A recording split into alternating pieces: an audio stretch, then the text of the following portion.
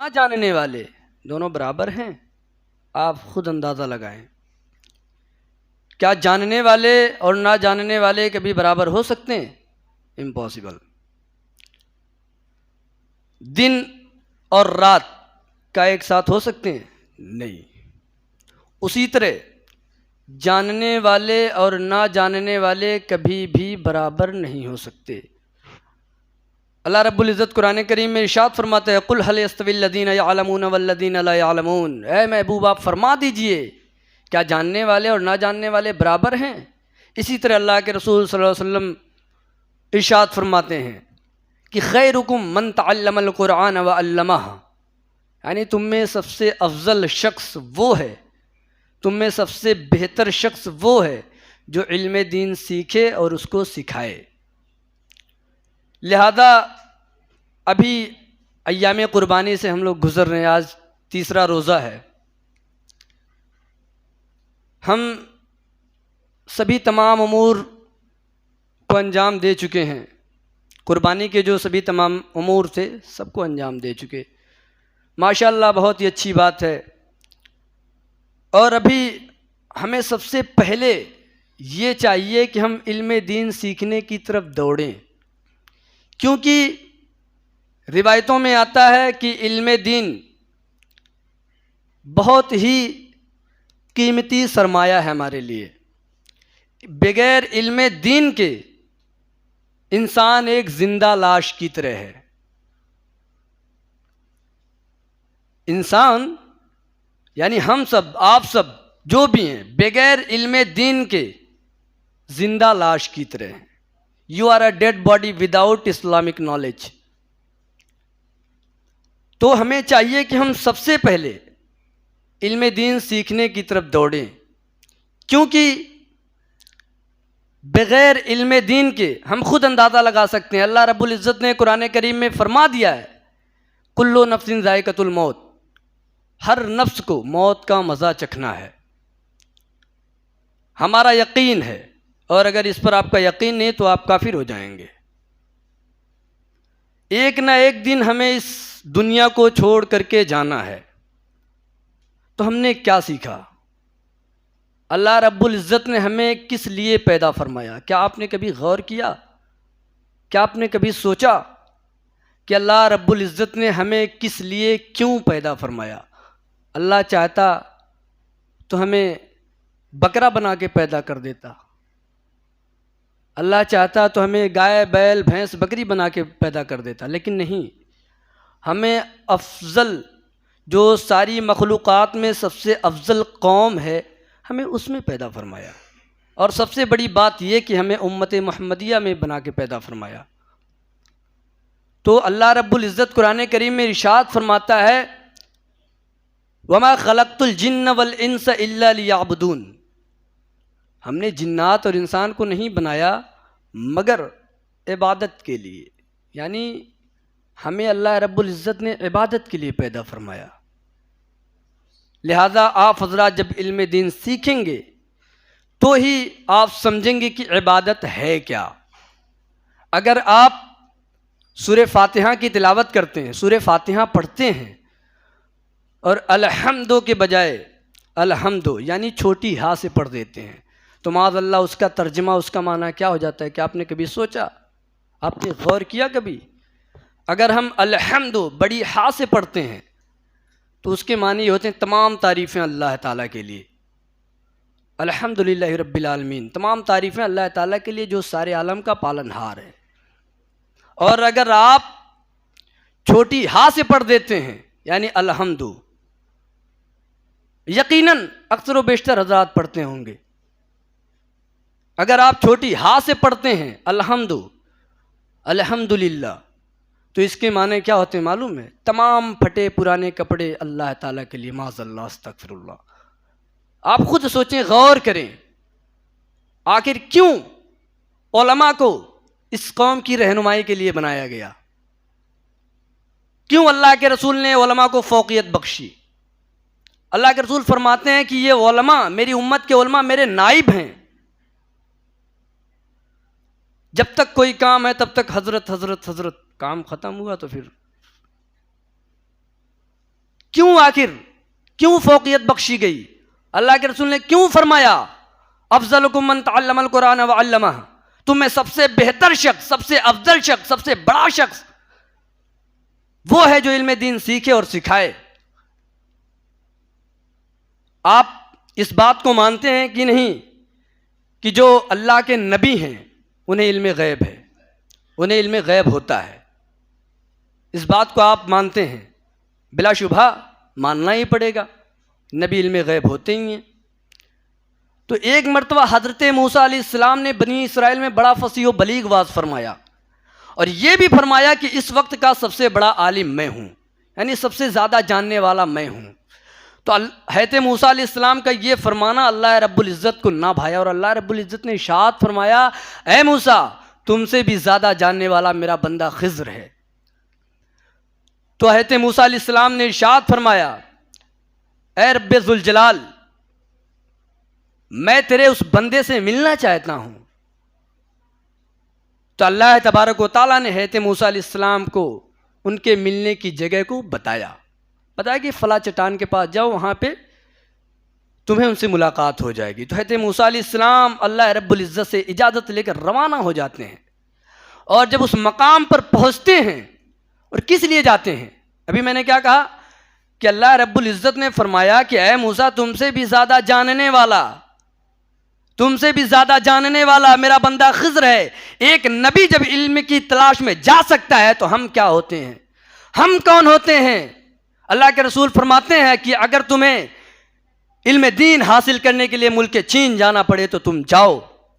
اس وقت ہوائی جہاز کا دور نہیں تھا، بلکہ چوپایوں سے سفر کیا کرتے تھے۔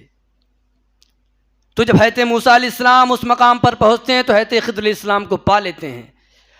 حضرت خضر علیہ السلام سے فرماتے ہیں کہ اے خضر میں آپ کے ساتھ رہنا چاہتا ہوں تاکہ آپ کے ساتھ رہ کر آپ کے علم سے کچھ مستفید ہو جاؤں، کچھ فائدے مند ہو جاؤں، کچھ مجھے بھی جانکاریاں ہو جائیں، آپ کے علم سے مستفید ہونا چاہتا ہوں۔ تو حضرت خضر علیہ السلام نے فرمایا کہ اے موسیٰ تم میرے ساتھ نہیں رہ سکتے، تم میرے ساتھ رہ کر کئی ایسے کاموں کو دیکھو گے جو تم سے برداشت نہ ہو سکے گا، جسے دیکھ کر تم صبر نہ کر سکو گے۔ تو حضرت موسیٰ علیہ السلام نے فرمایا اے خضر مجھے آپ اپنے ساتھ رہنے دیجئے، میں ہر کام کو دیکھ کر صبر کروں گا۔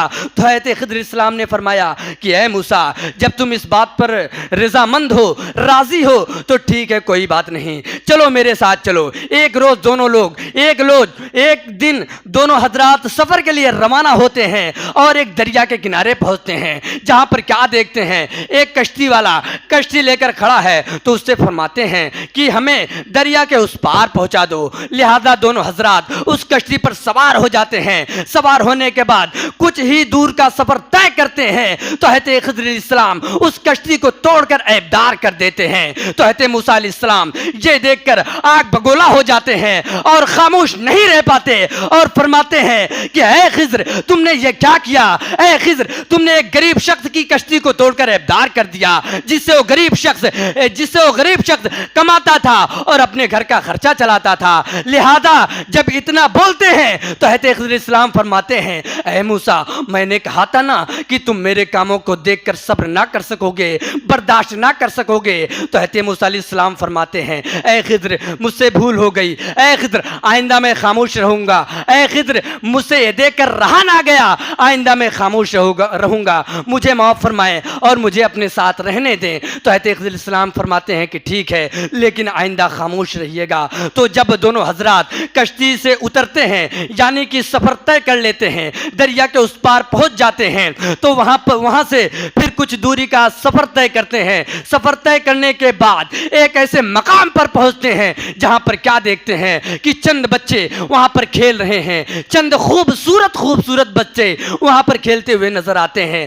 تو حضرت خضر علیہ السلام ایک ننھے معصوم بچے کے قریب جاتے ہیں، وہاں جانے کے بعد اس بچے کو پکڑ کر اس بچے کو قتل کر دیتے ہیں۔ حضرت موسیٰ علیہ السلام یہ دیکھ کر بالکل بھی خاموش نہیں رہ پاتے، اور بالکل بھی یہ دیکھ کر صبر نہیں کر پاتے، اور فرماتے ہیں اے خضر تم نے یہ کیا کر دیا، ایک معصوم بچے کو قتل کر دیا، نہایت ہی خوبصورت نہایت ہی معصوم بچہ تھا جسے تم نے قتل کر دیا۔ تو حضرت خضر علیہ السلام نے فرمایا اے موسیٰ میں نے کہا تھا نا کہ آپ میرے کاموں کو دیکھ کر بالکل بھی صبر نہ کر سکو گے، لہذا آپ میرے ساتھ نہیں رہ سکتے۔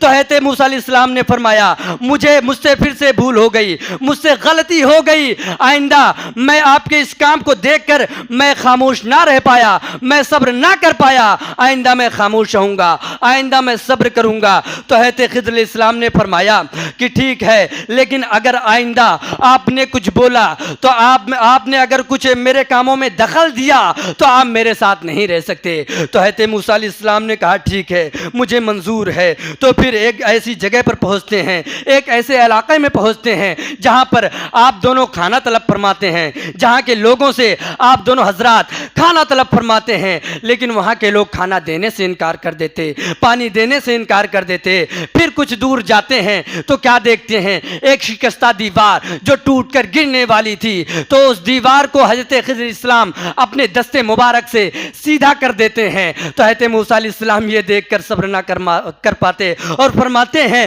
اے خضر اگر تم چاہتے تو ان گاؤں والے سے اس کے بجائے اس کے بدلے میں اجرت لے سکتے تھے، لیکن تم نے ایسا نہ کیا، کیوں اس دیوار کو بغیر اجرت کے سیدھا کر دیا؟ چاہتے تو کھانا طلب فرما لیتے اس کی اجرت میں، لیکن تم نے ایسا نہ کیا۔ تو حضرت خضر علیہ السلام نے فرمایا کہ اے موسیٰ بس میری اور آپ کی جدائی ہے۔ تو جب حضرت خضر علیہ السلام نے اتنا فرمایا کہ اے خضر اب آپ میرے ساتھ نہیں رہ سکتے، وہ اس لیے کہ آپ میرے کاموں کو دیکھ کر آپ سے برداشت نہ ہو پائے گا، آپ سے صبر نہ ہو پائے گا، کیونکہ میرے ہر کام میں اللہ کی حکمت ہوا کرتی ہے۔ ابھی تک جتنے امور، جتنے کام، جتنے فعل مجھ سے صادر ہوئے، مجھ سے ہوئے، ان سبوں کی حکمت یہ ہے، جدا ہونے سے قبل ان سب کاموں کی حکمت بھی سنتے جائیں۔ تو حضرت خضر علیہ السلام نے فرمایا کہ اے موسیٰ وہ جو کشتی کو میں نے توڑ کر ابدار کیا تھا اس کی حکمت یہ تھی، اللہ رب العزت کی حکمت یہ تھی کہ دریا کے دوسرے کنارے ایک ظالم بادشاہ رہتا ہے، ایک ظالم بادشاہ رہتا تھا، وہاں اچھی کشتیوں کو دیکھتا تو وہ چھین لیا کرتا تھا، خواہ وہ غریب شخص کی ہو یا امیر شخص کی ہو، کسی بھی کی ہو، وہ بادشاہ تھا اور وہ ظالم تھا، اور وہ اچھی کشتیوں کو دیکھتا تھا تو اس سے چھین لیا کرتا تھا۔ لہذا میں نے اس کشتی کو توڑ کر عیبدار کر دیا تاکہ اس غریب شخص کی کشتی نہ چھینی جائے۔ اور جو میں نے اس بچے کو قتل کیا تھا اس کی حکمت یہ تھی کہ اس بچے کی پیشانی پہ لکھا ہوا تھا کافر ہے، اس بچے کی پیشانی پہ لکھا تھا کہ یہ بچہ کافر ہے، اور جب یہ بچہ بڑا ہوگا اور جب یہ بچہ بڑا ہو جائے گا تو اس کے ماں باپ اس کی محبت میں دین سے پھر جائیں گے، اور حکمت الہی اس میں یہ تھی، اسی وجہ سے میں نے اس بچے کو قتل کر دیا تاکہ وہ بچہ نہ بڑا ہو نہ اس کے ماں باپ اس کی محبت میں کافر ہوں۔ اور جو میں نے اس شکستہ دیوار کو سیدھا کیا تھا اس کی حکمت یہ تھی کہ گاؤں کے 2 یتیم بچوں کی وہ دیوار تھی جس کا باپ بڑا صالح تھا، بہت نیک تھا، اور اس دیوار کے نیچے اپنے یتیم بچوں کے لیے کچھ خزانوں کو چھپائے ہوئے تھا، اور اگر وہ دیوار گر جاتی تو وہاں کے لوگ اس خزانے کو لوٹ لیتے، جس وجہ سے میں نے اس دیوار کو اپنے دستے مبارک سے سیدھا کر دیا تاکہ وہ دیوار نہ گرے اور اس یتیم بچوں کا مال نہ ضائع ہو۔ ان سب تمام کاموں کی حکمت یہ تھی، ہر فعل میں حکمت الہی ہوا کرتی ہے۔ تو آپ خود غور کریں، حضرت موسیٰ علیہ السلام جو جلیل القدر اللہ کے بہت قریبی نبی ہیں، جنہوں نے اللہ رب العزت کے تجلی الہی کے ایک رائی کے دانے کے برابر دیدار کیا تھا، تو ان کے آنکھ کی روشنی اس قدر ہو گئی تھی کہ 40 میل دور کالی رات میں کالی پہاڑی پر اگر کالی چینٹی بھی چلتی تو اسے دیکھ لیا کرتے تھے۔ اللہ اکبر! ان کی بصارت اتنی تیز ہو گئی تھی کہ اگر اتنے دور پر کوئی کالی چھوٹی چینٹی بھی چل رہی ہو تو اس کو دیکھ لیا کرتے تھے۔ تو سوچو کہ انہیں علم کی طلب کی کیا ضرورت تھی، لیکن نہیں، اللہ نے فرمایا کہ اے موسیٰ تم سے بھی زیادہ جاننے والا میرا بندہ خضر ہے۔ بس صرف اور صرف اللہ رب العزت کے اس فرمان کے مطابق اللہ نے فرما دیا کہ تم سے بھی زیادہ جاننے والا میرا بندہ خضر ہے، بس اسی بات کو لے کر کے وہ علم دین کی طلب میں نکل چکے۔ آپ خود اندازہ لگائیں، ابھی ہم اپنے بچوں کو سوچتے ہیں کہ اگر ہم حافظ بنا دیں گے، مولانا بنا دیں گے تو کیا کھائے گا، خرچہ کیسے چلے گا؟ ارے میاں، دینے والا تو رب کریم ہے۔ اللہ رب العزت علی الاعلان فرماتا ہے واللہ خیر الرازقین، اللہ ہی بہتر رزق دینے والا ہے۔ ایسا نہیں ہے کہ علماء و حفاظ خوش نہیں ہیں، بہت خوش ہیں ماشاءاللہ۔ تو آپ کبھی بھی یہ نہ سوچیں، اپنے بچوں کو پہلے علم دین سکھائیں، اس کے بعد آپ ڈاکٹر بنائیں، انجینئر بنائیں، جو چاہیں وہ بنائیں، کسی کو کوئی اعتراض نہیں ہوگا، لیکن سب سے پہلے علم دین سیکھنا ہم پر فرض ہے۔ لہذا آپ اپنے بچوں کو اور اپنے گھر والوں کو علم دین سکھائیں، خواہ وہ عورت ہوں یا پھر مرد ہوں، علم دین سیکھنا سب پر فرض ہے تو فرض ہے۔ کیونکہ حضور سیدنا سرکار اعلیٰ حضرت عظیم البرکت مجدد دین و ملت شاہ امام احمد رضا خان فاضل بریلوی، جنہیں پوری دنیا انہیں اعلیٰ حضرت کہتی ہے، یعنی سب سے بڑے حضرت، اعلیٰ حضرت، جن کے ایک ایک قول و فعل پر سائنس ریسرچ کرتی ہوئی نظر آ رہی ہے، سائنس ریسرچ کر رہی ہے۔ آپ خود سوچیں، ایک طبیب ان کے علاج کے لیے آتا ہے، خود طبیب کو مشورہ دیتے ہیں، طبیب یعنی ڈاکٹر وہ خود حیرت انگیز ہو جاتا ہے۔ آپ ایسا ہرگز نہ سوچیں کہ ایک عالم صرف عالم ہی ہوتا ہے، صرف وہ دین ہی کے امور کو جانتا ہے، ایسا نہیں ہے۔ آپ اپنے بچوں کو، اپنے گھر والوں کو خوب محنت سے پڑھائیں۔ حضور سیدنا سرکار عبد القادر جیلانی، جنہیں پوری دنیا غوث العظم رضی اللہ تعالیٰ عنہ کے نام سے جانتی اور مانتی ہے، پیدائشی ولی ہیں، مادرجاد ولی ہیں، ماں کے پیٹ ہی سے ولی ہیں۔ اور ولیوں کو علم ہوتا ہے، لیکن انہوں نے بھی علم دین کے لیے اپنی والدہ کو چھوڑ کر اپنی والدہ سے اجازت لے کر روانہ ہو گئے، حالانکہ ان کو یہ معلوم تھا کہ دوبارہ میری والدہ سے میری ملاقات نہ ہو پائے گی، لیکن پھر بھی ہوتا کیا ہے، جب حضور سیدنا سرکار غوث العظم رضی اللہ تعالیٰ عنہ چند سال کے ہو جاتے ہیں تو ایک قافلہ روانہ ہوتا ہے، تو اس قافلے کے ساتھ جانے کی طلب ہوتی ہے علم دین سیکھنے کے لیے۔ اور علم دین سیکھنے کے لیے جب یہ طلب ہوتی ہے تو اپنی والدہ سے اجازت لیتے ہیں، تو ان کی والدہ اجازت دے دیتی ہیں، لیکن کچھ باتیں انہیں بتاتی ہیں جو بہت ہی خاص ہیں۔ فرماتی ہیں کہ اے میرے بیٹے، اے میرے فرزند، کتنی بھی بڑی مصیبت مشکل کیوں نہ پیش آ جائے، جھوٹ کبھی مت بولنا۔ اگر انسان جھوٹ نہ بولے تو امید کرتا ہوں، یقین ہے مجھے کہ ہر پریشانیوں سے وہ محفوظ رہے گا۔ تو فرماتی ہیں کہ اے میرے فرزند، جھوٹ کبھی بھی مت بولنا، کسی بھی مصیبت میں کیوں نہ پڑ جانا۔ جب وہ گھر سے روانہ ہوتے ہیں، قافلے کے ساتھ جاتے ہیں، جب قافلہ کچھ دوری پر پہنچتا ہے، آپ یہ اس واقعے کو بارہا سنے ہوں گے، لیکن علم کے تعلق سے میں بتا رہا ہوں کہ جب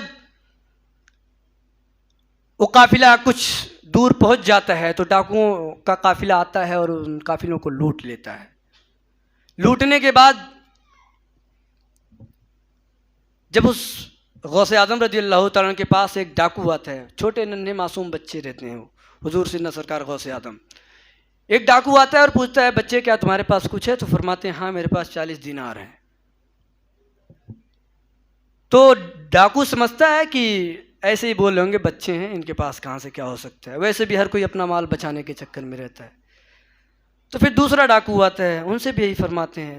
اس کے بعد جب ڈاکوؤں کا پورا قافلہ ایک جٹ ہوتا ہے، وہاں پر ڈاکوؤں کا سردار پوچھتا ہے سارا قافلہ لوٹ لیا گیا کہ نہیں، کوئی بچا تو نہیں؟ تو اس میں سے ایک ڈاکو کہتا ہے کہ ایک بچہ قافلے میں ہے جو کہہ رہا ہے کہ میرے پاس 40 اشرفیاں ہیں، 40 دینار ہیں۔ تو ڈاکوؤں کا سردار ان کے پاس آتا ہے اور پوچھتا ہے کہ اے بچے کیا تمہارے پاس کچھ ہے؟ تو فرماتے ہیں ہاں میرے پاس 40 اشرفیاں ہیں۔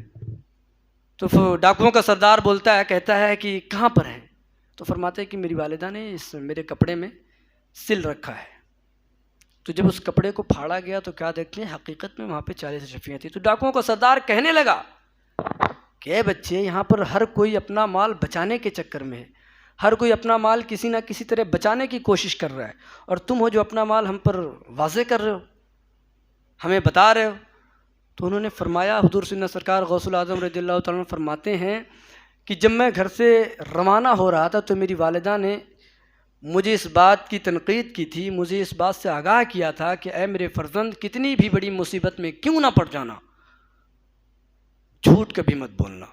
آپ خود اندازہ لگائیں، جب وہ ڈاکوؤں کا سردار اتنا سنتا ہے فوراً اشک جاری ہو جاتے ہیں، رونے لگتا ہے، کہتا ہے کہ ایک بچہ اپنے والدہ کے حکم کو، اپنے والدہ کے وعدے کو نہیں توڑ رہا ہے، اور ہم اللہ رب العزت کے وعدے کی بالکل بھی پاسداری نہیں رکھتے۔ اللہ رب العزت نے ہمیں کیا حکم دیا؟ عبادت کا حکم دیا۔ ہم کس طرح عبادت کرتے ہیں؟ کون سی عبادت کرتے ہیں؟ وہاں پر غوث الاعظم رضی اللہ تعالیٰ عنہ معصوم، ننھے سے، ابھی ننھی سی عمر ہے، اس عمر میں ماں کے حکم کو، یعنی ماں نے جو علم دیا، ماں نے جو بتایا، اس کے ماتحت سفر طے کر رہے ہیں۔ انہیں اپنے مال و دولت کی فکر نہیں، اپنے جان کی فکر نہیں، بلکہ اپنے والدہ کے وعدے کی فکر ہے۔ اور ہم کون سے وعدے کو پورا کر رہے ہیں؟ اتنا جان لیں کہ علم دین ایسی نعمت ہے کہ اگر علم دین جس شخص کے پاس نہیں، میں نے پہلے ہی کہہ دیا، وہ شخص زندہ لاش ہے۔ اور اللہ رب العزت فرماتا ہے جب علم دین انسان سیکھ لے گا، اچھی طرح سے جان لے گا، تو امید کرتا ہوں کہ جھوٹ، دغا، بے حیائی، برائی، ان سب باتوں سے باز رہے گا۔ ابھی ہم ایام قربانی سے گزر رہے ہیں، یقیناً ہر کوئی قربانی کیا ہوگا، ہر کوئی اپنے نام سے، اپنے گھر والوں کے نام سے قربانی کیا ہوگا۔ قربانی صرف اسے ہی نہیں کہتے ہیں، بلکہ اپنے اندر جو انا، بغض، کینہ وغیرہ ہے، سب کو قربان کر دو۔